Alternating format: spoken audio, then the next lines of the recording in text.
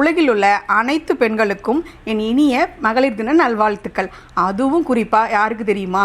தன்னோட ஆசை, கனவு, லட்சியத்துக்காக போராடும் ஒவ்வொரு பெண்களுக்கும் தான். 80ஸ்க்கு அப்புறம் உள்ள பெரும்பாலான பெண்களோட ஒரு மிகப்பெரிய ஆசை அல்லது கனவு அல்லது லட்சியம் கூட சொல்லலாம். அது என்னவா தெரியுமா இருக்கும்? தன்னோட செலவுக்குன்னு கொஞ்சம் காசு, அதுவும் இதை வாங்கிக்கவா இல்லை வாங்கிட்டேன் அப்படின்னு ரெக்வஸ்ட்டோ அல்லது இன்ஃபர்மேஷனோ யாருக்கும் கொடுக்காம தனக்குன்னு ஒரு பணம் இருந்தால் போதும். அப்புறம் யாரையும் எதிர்பார்க்காம ஒரு இடத்துக்கு போகிறது, அதாவது கடைக்கோ இல்லை விசேஷ வீடுகளுக்கோ என்னை கொண்டு விட்டுரு இல்லை என்னை கூட்டிகிட்டு போ அப்படின்னு சொல்லாத ஒரு நிலைமை. இதெல்லாம் விட தான் சார்ந்தோ இல்லை தன் குடும்பம் சார்ந்தோ தான் எடுக்கிற ஒரு முடிவை யாராவது ஒருத்தங்க ஏற்றுக்கிட மாட்டாங்களா? இது சரி, இதை செய்யலாம் அப்படின்னு சொல்ல மாட்டாங்களா?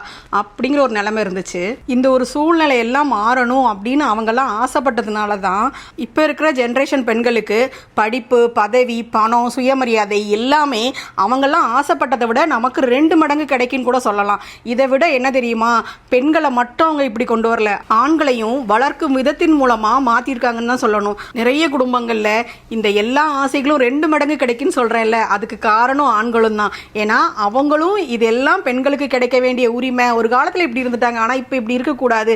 அவங்களுக்கும் சுயமரியாதையிலிருந்து பணம், பதவி எல்லாத்துலயும் அவங்களுக்கு உரிமை வேணும் அப்படிங்கிறத ஈக்குவாலிட்டி கொடுத்துருக்கிறதுனால தான் இன்னைக்கு இது சாத்தியமாயிருக்கு. இந்த ஆண்களை வளர்த்ததும் அந்த 90s 80s அம்மாக்கள் தானே. ஆணும் பெண்ணும் சமங்கிற இந்த சூழ்நிலையை உருவாக்க முயற்சி பண்ண அத்தனை பெண்களுக்கும் தன்னால முடியலனாலும் பரவாயில்ல, தான் சந்ததிக்காவது எல்லாம் கிடைக்கணும் அப்படின்னு இன்னமும் தன்னம்பிக்கையோட போராடிக்கிட்டு இருக்க அத்தனை பெண்களுக்கும் என்னோட மகளிர் தின நல்வாழ்த்துக்கள்.